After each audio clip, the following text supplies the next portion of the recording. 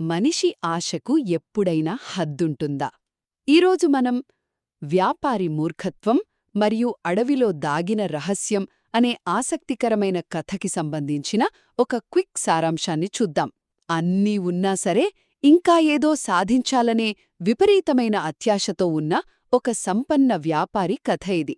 మొదటిది, దట్టమైన అడవిలో ఎక్కడో దాగి ఉన్న ఒక రహస్య నిధి గురించి ఆ వ్యాపారికి తెలుస్తుంది. సరిగ్గా మంటను చూసి ఆకర్షించబడే కీటకంలాగే మనిషి నిధి కోసం ఎంతటి ప్రమాదాన్నైనా ఎలా ఎదుర్కొంటాడో కదా.